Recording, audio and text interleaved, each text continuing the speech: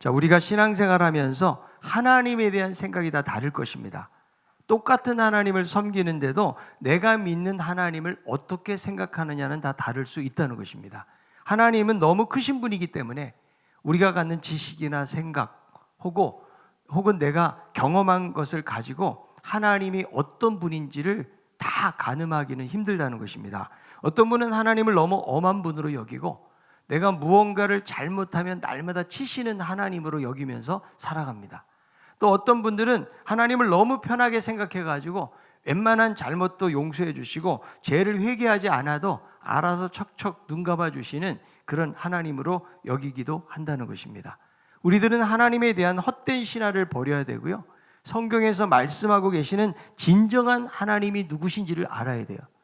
자칫 잘못하면 내 나름대로 신을 만들어 놓고 그것을 하나님이라고 여기면서 살아갈 수가 있다는 것입니다. 여러분, 우리가 하나님을 어떻게 알 수 있습니까? 성경을 보면 성경을 통해서 자기 계시를 하고 계시기 때문에 우리는 말씀을 통해서 하나님이 어떤 분인지를 알아갈 수가 있는 것입니다. 그래서 우리가 성경을 볼 때는 우리가 보아야 될 것은 한 인물이 어떤 사람이고 어떤 위대한 일을 감당했는지 거기에 초점을 맞추기보다는 그 배후에서 역사하시는 하나님이 어떤 분이시고 어떻게 인도해 가시는지에 대한 관심을 가지고 성경을 보아야 되는 것입니다. 여러분, 룻기서를 보면 특별히 오늘 본문에서도 말씀하고 있지만 하나님은 나오미라는 시어머니를 통해서 룻의 삶을 안식할 곳으로 그리고 복된 삶으로 인도해 가시는 하나님이라는 사실을 알 수가 있습니다. 하나님께서 룻을 인도하심을 보면 룻이라는 여인은 참 보잘것없고 미천한 여인이고 이방 여인이었거든요. 그리고 미래에 어떤 일이 일어날지를 전혀 알지 못하고 있지만 그러나 하나님은 보아스라는 사람을 만나게 하시고 또 룻을 하나님 나라의 구속사를 잇는 아주 중요한 인물로 세우시는 것을 볼 수가 있습니다. 이제 3장에서는 룻과 보아스의 관계가 초점이 맞춰지면서 점점 이 룻기서 절정에 다가가고 있는데요. 자, 룻과 보아스가 어떻게 만나고 결혼까지 이어지게 되어지는가? 자, 오늘 본문을 보니까 나오미가 나서서 룻을 결혼시키기 위한 계획을 세우고 있다는 것이죠. 여러분, 사람의 만남이라는 것은 그렇게 쉽지가 않습니다. 겉으로 볼 때는 잘 맞을 것 같은 사람인데도 막상 만나면 마음에 들어하지 않는 경우가 많이 있어요. 어떤 경우는 별로 안 맞을 것 같은데 만남을 이어가고 결혼까지 되는 경우도 볼 수가 있거든요. 그래서 이 만남이라는 것이 주관적인 것이기 때문에 아무리 객관적인 환경이 제공된다고 할지라도 서로가 사랑을 하고 결혼까지 이어지는 것은 결코 쉽지가 않다는 것입니다. 사실 아무리 보아스가 친족이라고 할지라도 룻하고는 나이 차이가 많이 나거든. 룻은 이방 여인이었잖아요. 이미 한번 결혼을 했던 사람이기 때문에 보아스가 이 여인에 대해서 관심을 갖지 않을 수도 있는 거예요. 그러나 나오미는 룻이 보아스의 밭에 가게 된 사실에 대해서 기뻐하면서 이 보아스가 가장 가까운 친족이고 또 기업을 물을 자라는 사실에 대해서 감사하고 있는 거예요. 자, 나오미에게는 지금 소망의 빛이 보인 것입니다. 사실 나오미는 팔아버린 기업을 찾을 방도가 없습니다. 또 기업을 이룰 수 있을 만한 후손도 없었기 때문에 약속의 땅에 들어오기는 했지만 기업을 찾을 수 없는 그런 자리에 있는 것입니다. 그러나 룻이 자기의 기업을 물을 수 있는 그런 보아스를 만나게 되었다는 사실에 나오미도 소망을 가지고 있는 것입니다. 여러분, 이스라엘의 기업을 물으는 제도가 무엇입니까? 가장 가까운 친족이 대신해서 빚을 갚아주고 팔았던 기업을 찾아주는 거예요. 그래서 이 기업이라는 것은 단순히 그냥 개인의 소유라기보다는 하나님께서 그 백성들에게 주신 삶의 터전입니다.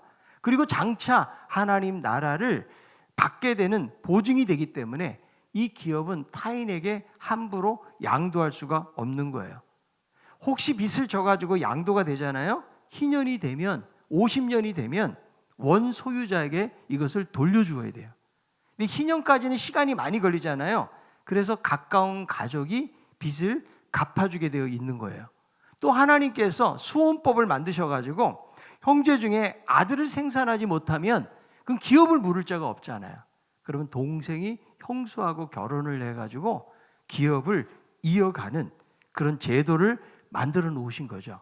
근데 이 기업이 너무 중요하기 때문에 다른 사람에게 넘어가지 않도록 하기 위해서 하나님께서 이 고엘 제도를 만들어 놓으신 것입니다. 자, 나오미는 룻이 보아스를 만나게 되었다는 소식을 듣고 적극적으로 나서고 있는데, 사실 여러분 2장까지는 나오미의 역할이 별로 없어요. 룻이 이삭 줍게 하러 간다고 그러니까 내 따라 갈저다, 요거밖에 말한 게 없거든요. 그런데 이제 3장에 들었으니까 룻을 위해서 구체적인 결혼 계획을 세우고 있다는 거예요. 이 나오미가 룻을 결혼시키는 데는 자신의 어떤 개인적인 욕구를 충족하거나 아니면 보아스가 돈이 많기 때문에 재산이 탐나서 그렇게 이 결혼 계획을 진행하고 있는 것은 아니라는 것입니다. 자, 3장 1절에 있는 말씀 한번 읽어보는데요. 룻의 시어머니 나오미가 그에게 이르되 내 딸아 내가 너를 위하여 안식할 곳을 구하여 너를 복되게 해야 하지 않겠느냐. 자, 이 말씀을 보면 나오미가 룻을 어떻게 생각하는지를 알 수가 있는 거죠. 그래서 안식할 곳을 구하여서 복되게 하겠다는 말을 하고 있는 거예요. 그러니까 나오미는 지금 진심으로 룻을 축복하고 잘 되기를 바라는 마음을 가지고 있는 거죠. 여러분, 나오미 입장에서 볼 때 룻이 결혼하면 더 외롭고 힘들게 살아가야 된다는 거예요. 그러나 젊은 날에 남편 잃어버리고 타국에서부터 온 이 룻의 처지가 너무 힘든 것을 알았기 때문에 나오미는 룻을 위하여 안식할 곳을 찾아주고 복된 삶을 살 수 있도록 만들어주고 있는 것입니다. 자, 여기서 안식할 곳은 무엇을 말할까요? 이 안식한다는 것은 쉴 곳을 말하는 건데, 그동안 룻은 베들레헴에 와서 지금 편히 제대로 쉬지 못하고 열심히 일만 많이 하고 있거든요. 자, 룻기 2장 7절에 보세요. 그의 말이 나로 베는 자를 따라 단 사이에서 이삭을 죽게 하소서 하였고 아침부터 와서는 잠시 집에서 쉬내에 지금까지 계속하는 중이니이다. 자, 룻이 일을 하는데요, 얼마나 열심히 일을 하는지, 단 사이에서 떨어진 곡식을 줍도록 적극적인 요청을 하면서, 이 팔레스틴 지역이 얼마나 더워요. 제대로 쉬지 않고 열심히 일을 하고 있는 거예요. 그러니까 생계를 위해서 지금 고단한 삶을 살아가고 있는 룻의 모습을 우리는 발견할 수가 있는 것입니다. 여러분, 우리들도 이 세상을 참 바쁘게 살아가지만요, 살아가면서 쉼이라는 것이 너무나 중요해요. 그런데 현대인들의 사고 속에 쉬는 것을 손해라고 여겨요. 그리고 남들이 쉴 때 열심히 일을 해야 성공한다고 하는 그런 생각들을 가지고 있다는 거죠. 그래서 우리의 삶의 현장이 너무 치열하다 보니까 그런 경쟁의식을 가지고 살아가고 있다는 거예요. 그래서 엄마들이 아이들에게 강조하는 것이죠. 항상 공부해라. 쉬지 말고 공부해라. 범사에 공부해라.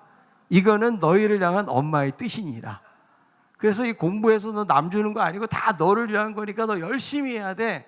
그리고 그렇게 여러분 강조하지 않습니까? 물론 여러분 열심히 공부하는 것이 중요하지만 인간은 쉼이 없이 일하면 고장나게 되어 있다는 거예요. 왜냐하면 인간은 기계가 아니기 때문에 적절한 쉼이 필요하다는 것이죠. 자, 그런데 이 치열한 경쟁사 속에 쉰다는 것은요, 경쟁에 뒤처지는 것이고 게으른 것이고 손해를 보는 것으로 여기게 된다는 거예요. 특별히 여러분 열심히 일하는 사람, 우리 그리스도인들이 많이 그럴 수 있어요. 쉬는 것 자체에 대해서 죄책감을 가지며 살아갈 수 있다는 거죠. 왜? 그건 게으른 것이기 때문에. 부지런히 살아야 되는데. 그러나 여러분, 하나님은 인간을 그렇게 만들어 놓으시지 않으셨다는 거죠. 창세기 2장 3절에 있는 말씀이에요.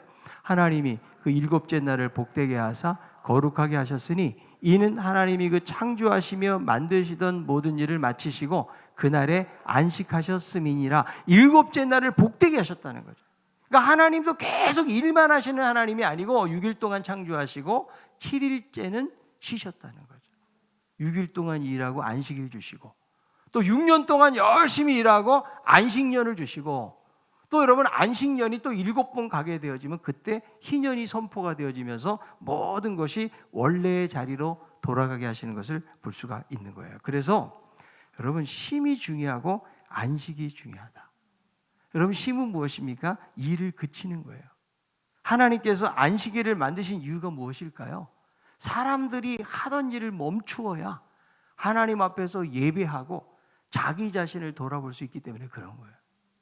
우리가 열심히 일을 할 때는 일에 빠져가지고요, 하나님이 누군지 내가 누군지 내 인생이 어떻게 살아야 되는지 잘 깨닫지를 못해요. 근데 안식일에는 아무 노동을 하지 말라. 그 이유가 무엇입니까? 하나님 앞에 예배하면서 자기 자신을 돌아보라는 거예요. 이게 여러분 하나님의 원리예요. 그래서 주일날은 여러분 우리가 그동안 하던 일을 멈추는 거예요. 이게 하나님의 원리예요. 6일 동안 열심히 일하고 주일날은 하나님 앞에 나와서 예배하고 내 인생을 하나님께 맡기는 삶을 살아가는 거, 이게 너무 중요한 거죠. 여러분, 하나님이 이 사람이 백성인지 아닌지 아는 방법이 뭘까요? 주일날 딱 결정돼요. 하나님 믿는 사람들은 하나님 앞에 나가서 예배드리지만 하나님 안 믿는 사람들은 어때요? 예배를 멀리하고 그냥 자기가 하고 싶은 일을 하고 살게 되어진다는 거죠.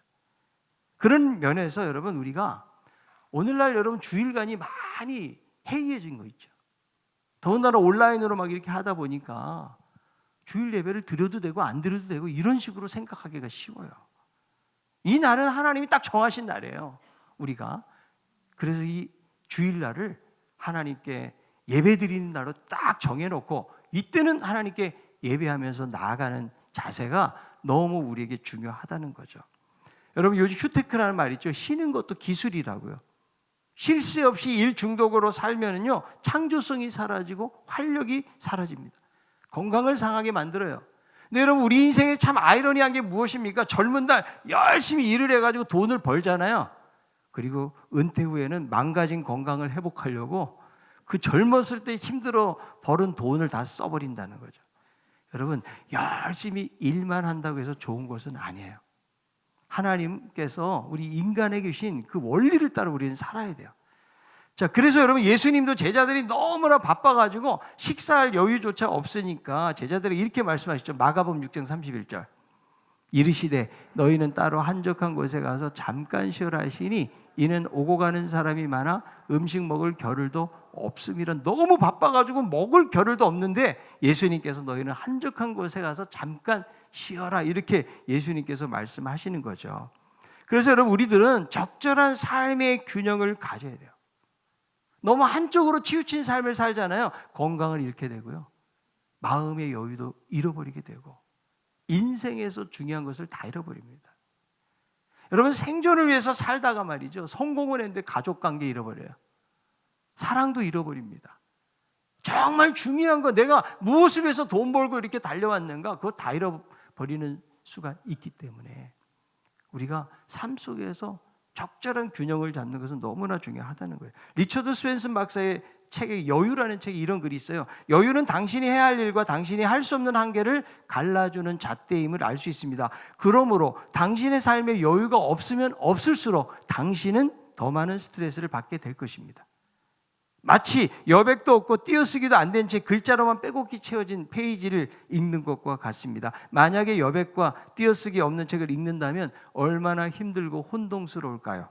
읽어도 이해가 안 갑니다. 만약에 악보에서 쉼표가 없다면 얼마나 삭막할까요? 그 노래를 끝까지 부를 수가 없는 것이죠.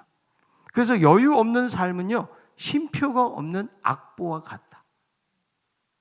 여러분, 아주 스케일이 있는 놀라운 음악 속에는 어떻게 다 쉼표가 있고, 그죠?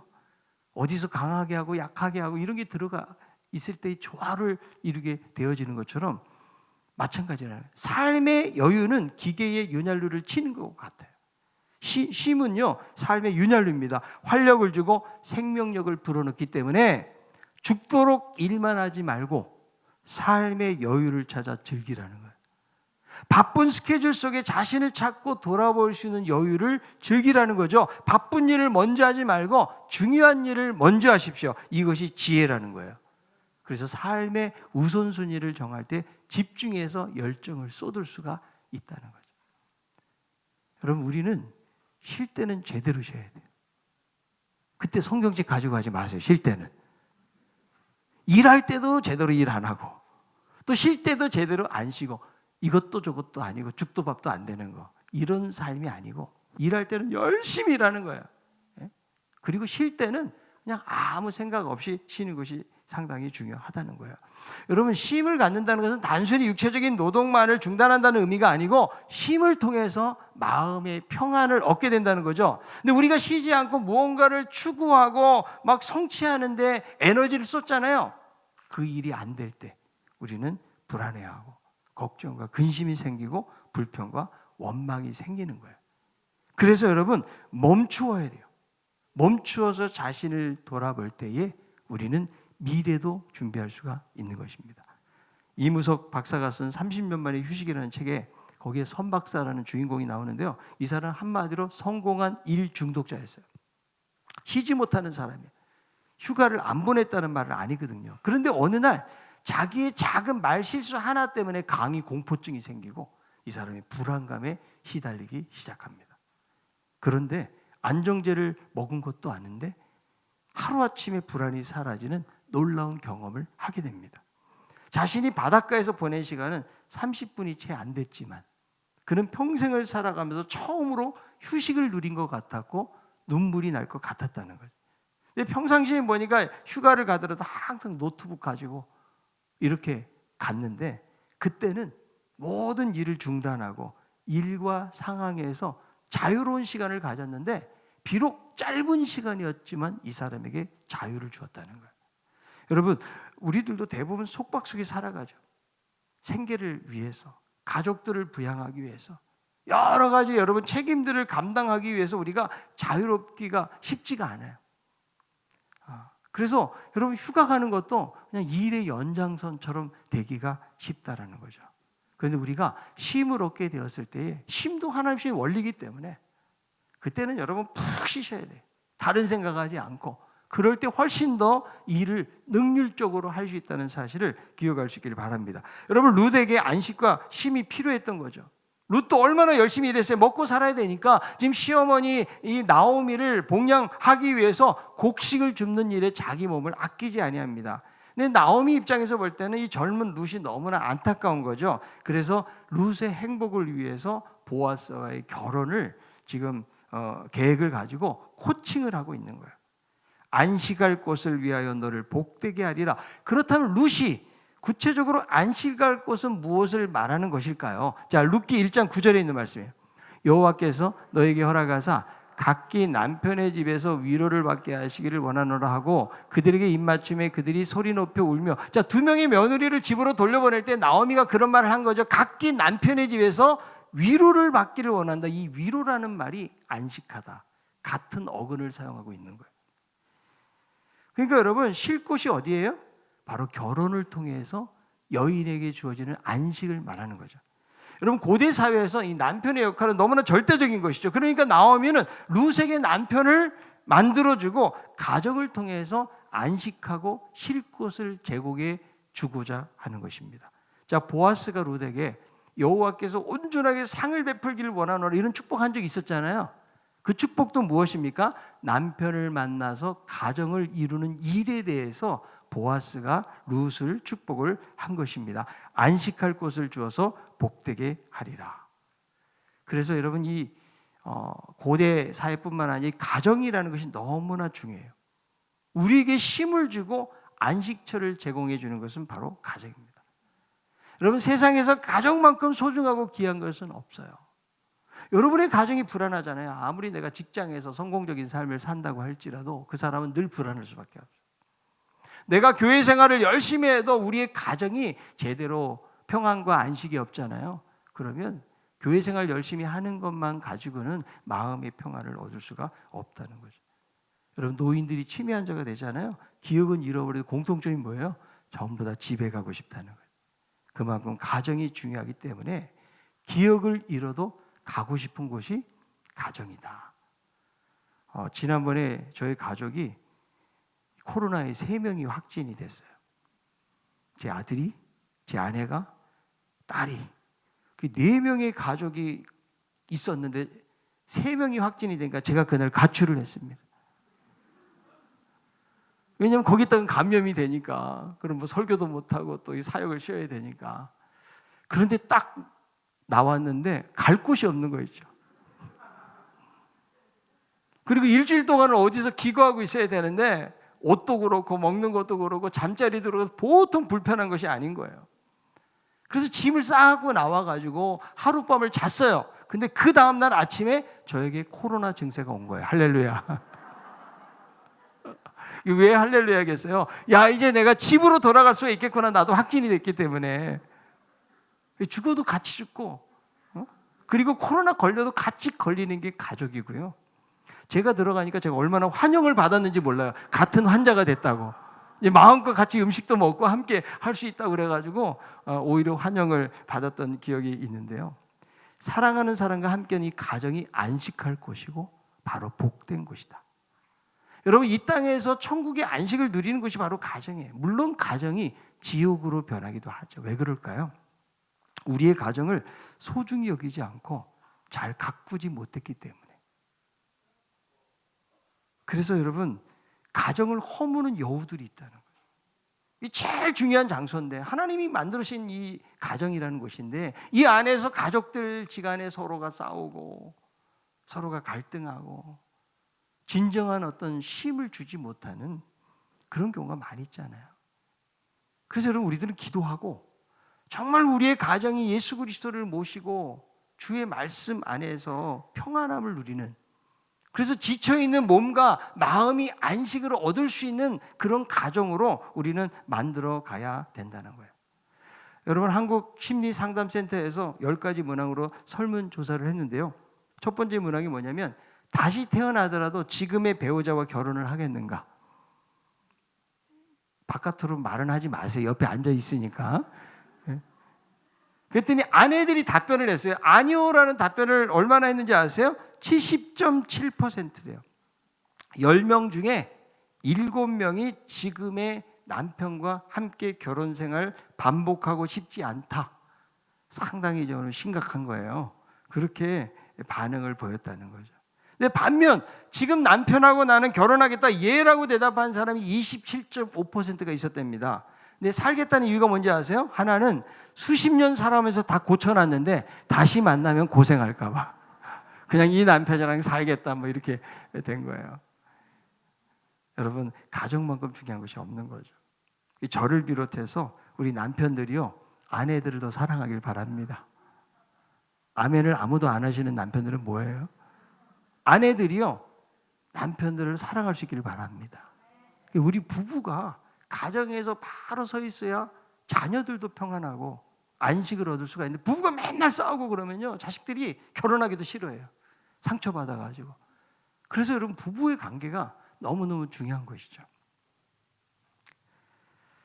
그래서 이 나오미는 룻에게 가정을 이루는 축복을 하기 위해서 2절에 보니까 보아스가 자신의 친족임을 상기시켜요. 보아스가 우리 친족이 아니냐. 그리고 오늘 밤 지금 타작 마당에서 보리를 까부르는 그런 일이 있거든요. 룻이 어떻게 될지에 대해서 알려주고 있는데, 자, 룻기 3장 3절 4절에 있는 말씀입니다. 그런즉 너는 목욕하고 기름을 바르고 의복을 입고 타작 마당에 내려가서 그 사람이 먹고 마시기를 다 하기까지는 그에게 보이지 말고, 그가 누울 때에 너는 그가 눕는 곳을 알았다가 들어가서 그의 발치부를 들고 거기 누우라. 그가 내 할 일을 내게 알게 하리라 하니, 지금 나오미는 룻에게 어디로 가라고요? 타작 마당으로 가라는 거예요. 근데 곡식을 추수하고 나면 밤이 깊어지기 때문에 대부분 일꾼들이 타작 마당에서 잠을 자게 돼요. 근데 여러분, 분위기는 어떻겠어요? 지금 타작을 마쳤기 때문에 흥겹게 술을 나누면서 잔치 분위기가 되고요. 이때 제일 기분 좋은 사람이 누굴까요? 밭주인이에요. 웬만한 요청에도 거절하지 않는 거죠. 왜? 수확을 했기 때문에. 그래서 나오미는 이때 누구를 보내는 거예요? 룻을, 지금 기업을 물을 수 있는 보아스에게 찾아가라고 이야기하는 거죠.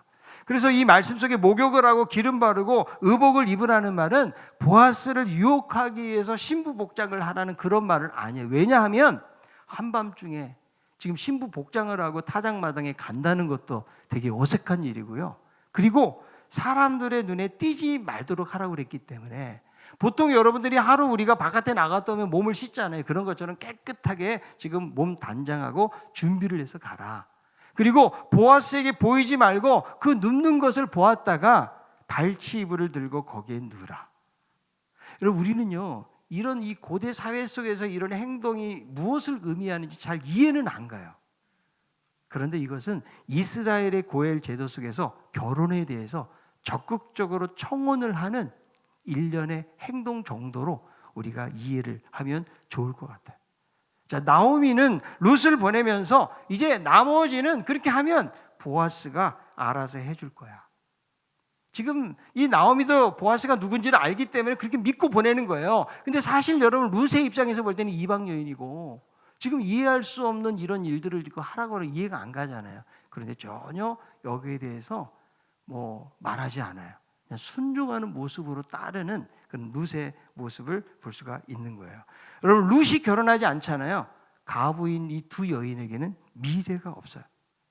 며칠 동안 먹을 곡식만 가지고는 충분하지 않고 이것으로는 하나님의 기업을 얻을 수가 없는 것입니다. 그래서 나오미는 단순히 개인적인 유익을 위해서가 아니고 나오미와 엘리멜렉의 후손이 메시아의 날까지 지속되기를 바라고 있는 거예요.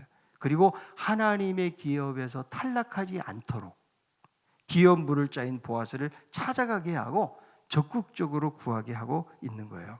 여러분 보아스가요 친족이라고 할지라도 이 계대 결혼과 기업을 물으는 것은 강제적인 것은 아닙니다. 신앙의 양심에 호소하는 권면사항처럼 보여요. 이런 제도가 있어도 나중에 보면 알겠지만요 보아스보다 더 가까운 친족이 있었어요. 이 사람이 포기를 했기 때문에 보아스가 허락을 한 거예요. 그러니까 여러분 보아스 입장에서도 자기도 거절할 수가 있는 상황이죠. 그러나 이 나오미는 어때요? 이런 하나님의 일을 모든 것을 믿고 맡기면서 지금 룻에게 이런 요청을 하고 있는 것이죠. 이 한밤중에 일어나는 아주 신비하고 비밀스러워 보이는 룻의 행동에 대해서 보아스는 과연 어떤 반응을 보였을까? 기대하시라 개봉박두. 그건 다음번에 말씀을 나누도록 하겠습니다. 자, 오늘 본문에서 나오미가 룻에 대해서 안식할 것과 복된 것을 찾아주잖아요. 이방 여인이고 아무런 소망이 없는 룻에게 보아스를 만나게 해서 안식할 것과 복된 삶을 찾아주는 것처럼 여러분 하나님이 바로 그런 분이라는 거예요. 하나님께서도 우리들을 안식할 것으로 인도하시고 축복된 삶의 자리로 이끌어 가신다는 거예요. 여러분 이 마음이 하나님의 마음인 거예요. 사실 룻은 앞으로 어떻게 살아야 될지 막막해요. 미래를 바라볼 때 너무 불안한 것이죠. 그러나 하나님은 어때요? 보이지 않는 손길 가운데서 일하고 계신다. 여러분 주님이 어떤 분이에요? 이 땅에 오신 이유가 무엇일까요? 양들로 생명을 얻게 하고 더 풍성히 얻도록 구원과 행복을 주시기 위한 것이 바로 주님의 계획이거든요. 그래서 여러분 우리가 주님 앞에 나아갈 때 우리 안에는 진정한 안식이 있는 거예요. 여러분 내가 열심히 살고 돈을 많이 벌었다고 해서 안식이 주어지는 것이 아니에요. 안식과 평안을 주시는 분은 바로 주님이세요. 수고하고 무거운 짐자들아 다 내게로 오라. 내가 너희를 쉬게 해주겠다.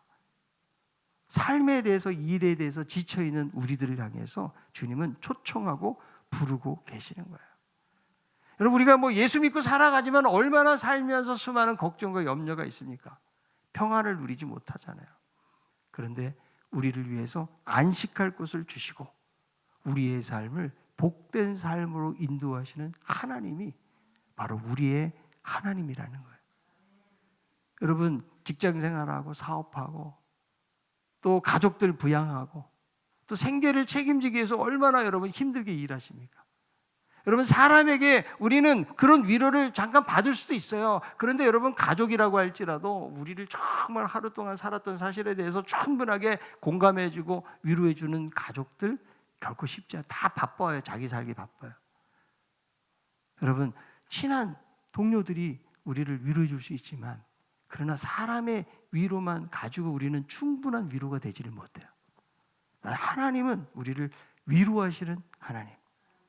여러분 미래가 막막하고 불안해 보여도 우리를 안식할 터전으로 복된 삶으로 인도하시는 하나님이 바로 우리의 하나님이라는 것을 고백하고 날마다 그분을 의지하고 나아가는 저와 여러분들 다 될 수 있기를 바랍니다. 그리고 이 나오미를 보세요. 단순히 자기의 유익을 위해서가 아니에요. 하나님 나라의 기업을 무르기 위해서 거룩한 욕심을 가지고 있잖아요. 그리고 하나님의 일하심을 바라보면서 앞으로 어떤 일이 어떻게 펼쳐질지는 모르지만 담대하게 결혼 계획을 해서 이 며느리의 행복을 위해서 나서는 그런 모습을 보지 않습니까? 우리들도 우리의 인생만을 위한 삶을 살아서는 안 돼요. 타인의 행복을 위해서, 이웃들을 위해서, 그리고 하나님의 나라를 위해서 우리가 힘쓰고 애쓰는 삶을 살아가게 될 때에 하나님의 일하심을 경험하게 될 줄로 믿습니다. 그런 주님의 은혜를 날마다 기대하면서 믿음으로 나아가는 우리 모두가 다 될 수 있기를 바랍니다.